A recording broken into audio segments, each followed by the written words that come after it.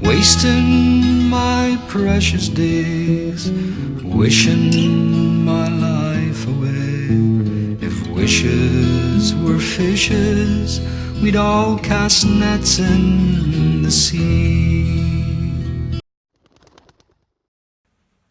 Hello everyone, Alex from Arcane MtG here, and today I'm going to be giving a quick deck guide on a combo deck based around Fires of Invention that I've been brewing.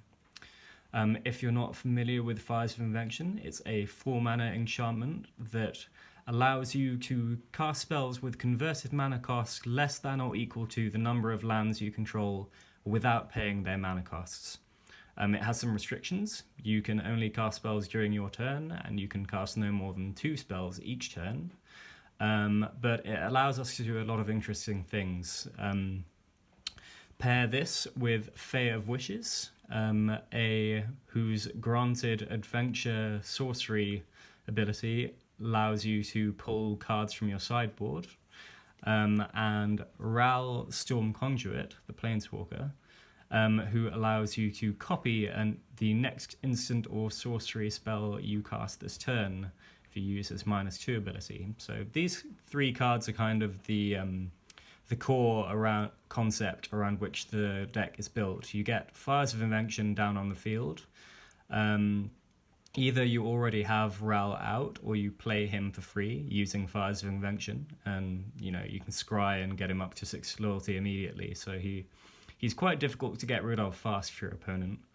And then the next turn you'll be able to use his -2 ability, hopefully, to double cast Granted from Fires of Wishes, which will allow you to pull 2 cards you want from your side deck.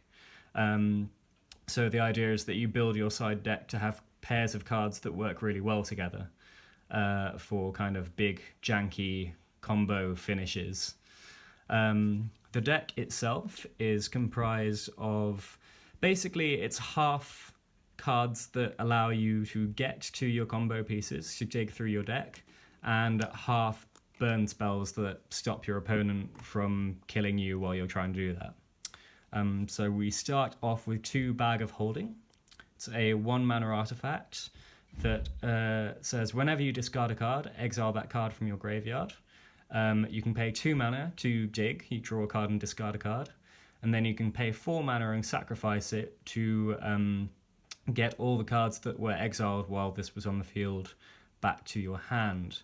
The reason I run this over I run 2 opt. The reason I don't just run 4 opt is this works quite nicely with Fires of Invention, because you are able to cast spells without paying their mana cost while you have Fires of Invention out. So you can use the spare mana that you have left over to sink into Bag of Holding to get massive card advantage. So 2 of that. 2 opt, because it's just a good, efficient way of digging through your deck. 4 shock. This keeps aggro at bay a little and is just generally a very versatile card. 3 anticipate, to dig through the top 3 cards of your deck. 3 Gyre's Greeting. I don't see this card run much, but it deals 3 damage to a creature, which is, it's a lightning strike, and it has a scry added on the top. So it's very good at holding your opponent at bay whilst digging through your deck to get to your combo pieces. 2 Fibblefip, just because I like the card. He is a 2-mana creature who comes down, lets you draw a card, and he is a great chump blocker. 4 Fires of Wishes, including the one that I put over here. Yeah, pretty self-explanatory. We run a lot of non-creature spells, and we are wanting to get out as many chump blockers as possible. So I thought a nice inclusion would be Saheeli, Sublime Artificer, who creates a 1/1 colorless servo token, these guys, whenever you cast a non-creature spell. She is basically there just to pump out jump blockers constantly. She's also got a very high loyalty, so if your opponent wants to stop her pumping out jump blockers, they have to invest quite a lot of resources to kill her off. We were on one Drawn from Dreams because I only have one. It is an amazing sorcery card that lets you look at the top 7 cards of your library and put 2 in your hand. I would run more if I had them, but it's not really essential to have more. You just want to fill your deck with a lot of dig cards, and the deck already has those, so it's fine. For Ral Storm Conduit, who also I didn't mention has the passive ability of dealing 1 damage to your opponent or planeswalker whenever you cast an instant or sorcery, which actually adds quite a lot of value because, you know, we've got 4 shocks, 2 opts, lots of little burn spells, so he more than pulls his weight in this deck. 3 Fires of Invention, obviously, and 3 Golos, Tireless Pilgrim. Golos can fetch any land and put it on the battlefield from your deck, which is really useful for upping the converted mana cost that you're allowed to cast free with Fires of Invention quickly. And also, you have some lands that you do want to get to quite quickly with this deck, because once you've got Fires of Invention out, you can start sinking mana into cards like Castle Vantress, which allow you to dig further for more combo pieces like Fae of Wishes or Ral. So you get Golos out turn 5 and he will immediately up your converted mana cost that you can cast for free to 6, and at the same time allow you to scry. We do also have one Chromatic Lantern in the sideboard, at which point if you have 7 lands on the field, they will, at 6 lands on the field, they will all gain, be able to add 1 mana of any colour. And you can start using Golos's ability to cast the top 3 cards of your library for free each turn, which is another great mana sink to pump your mana into while you have Fires of Invention out. So yeah, for the mana base, we run 3 Castle Vantress. I thought 4 was probably a bit much since it comes in tapped if you don't have an island. We've got a few kind of dual lands / just generic good if you're running red and blue colours lands that I happen to have around, but really you can just fill the rest of your deck with half mountains and half islands if you want, to keep it budget, which is what I've done. So moving on to the things that you can do when you pull 2 cards from your sideboard and how to build your sideboard. So we do have some single non-paired cards that are just good general answers when you don't have the combo set up, you just want to get rid of an opponent's planeswalker using Prison Realm, stop them searching, or exile their graveyard using Ashiok, get something out of their hand or out of their deck if they've got a particular problem card you want to get rid of using Unmoored Ego. Choose a card name, search their graveyard, hand, and library for up to 4 cards with that name and exile them. So just completely takes 1 card out of the game. We've got Chromatic Lantern. Like I mentioned earlier, this can be searched to activate Golos's ability if you're in a kind of long, dragged out game that you want to win by attrition. We've got Enter the God Eternals for kind of stabilizing. If you're losing to aggro, you can kill one of their creatures, give yourself a 4/4 and gain 4 life. So it's a very good stabilizing card. And by the way, all of these cards can be cast when you have Fires of Invention out because you're not using their colours, which is why the card Fires of Invention is so versatile and widely used. We've got Time Wipe, which is both a board wipe that lets and also lets you return a Fae of Wishes that you may have on the field back to your hand, or a Golos, or even a Fibblethip. Basically, providing advantage in wiping out your opponent's creatures. We've got Casualties of War, which allows you to destroy all of your opponent's stuff, one each, but you can destroy an artifact, creature, enchantment, land, or planeswalker. So very versatile removal that would otherwise be very difficult to cast. Okay, now we start to get to the sideboard picks which are specific to this deck rather than being general good picks just using Fires of Invention. So I like Banishing to Fable in this deck because it says when you cast a spell from your hand, copy it if you control an artifact, then copy it if you control an enchantment. Usually, we will be always we'll be casting this when we have Fires of Invention on the field, so we'll copy it at least once.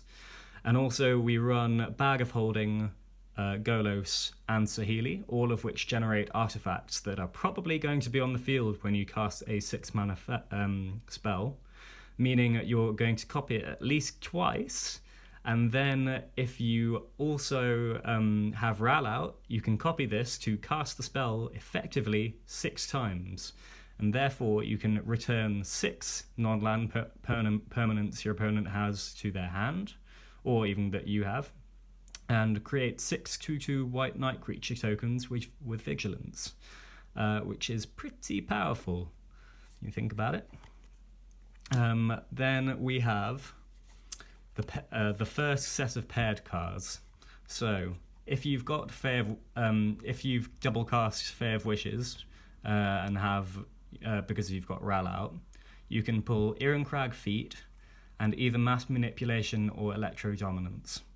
So Irencrag Feat, you can cast for free the next turn to add 7 red mana, meaning that you'll have at the very least 11 mana at your disposal, because you'll have this 7 red having cast Irencrag Feat for free, and 4 untapped lands because you must have a Fires of Invention out. So you've got quite a lot of mana to sink into an X-cost card. Electro Dominance will allow you to basically just burn your opponent for X damage. You don't actually get the second part of its effect because you have Fires of Invention out, meaning your limit is 2. So if you've already cast Irencrag Feat, you won't get a free card with converted mana cost X or less from your hand to cast, but you will get a lot of damage, and if you've got Ral out as well, you will be doing 1 damage extra for each spell, and possibly even copying it. So you could basically OTK your opponent with this.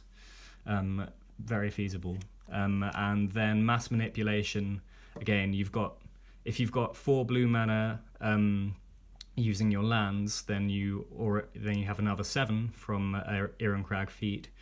1 more, and you're already stealing 4 things using Mass Manipulation, which really could turn a game around quite significantly. Then the other set of paired cards are all paired with this very interesting card here, Plane-Wide Celebration. Plane-Wide Celebration reads, choose 4. You may choose the same mode more than once. So you can create a 2/2 citizen creature that's all colours. You can return a permanent card from your graveyard to your hand. You can proliferate, and you can gain 4 life. So I happen to have pulled Nicol Bolas Dragon God from a pack. This is quite a well-known combination where you play Nicol Bolas and then use Plane-Wide Celebration to proliferate 4 times, giving him 8 loyalty. And you use his ultimate to, if your opponent has no legendary creature or planeswalker out, just win the game straight out. Another, so you can also do that using the Elder Spell if you want to get rid of your opponent's planeswalkers at the same time. If you kill 2 of your opponent's planeswalkers, or even 1 of your own, you can do exactly the same thing. And then another, which is my favourite little pair in this sideboard, is Happily Ever After. So Happily Ever After is a 3-mana enchantment that when it enters the battlefield, you gain 5 life and draw a card, each player does. Then at the beginning of your next upkeep, if there are 5 colors among permanents you control, i.e. you get a Citizen Creature token that's all colors with plain-wide Celebration. There are 6 or more card types among permanents you control and or cards in your graveyard. You're going to have a land, an enchantment from Fires of Invention, this sorcery at the very least.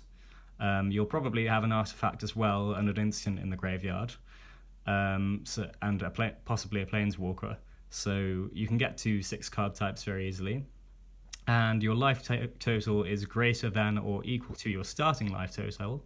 Happily Ever After gives you 5 life, and you can gain 4 life for each mode you choose for that with plain-wide Celebration, and you win the game.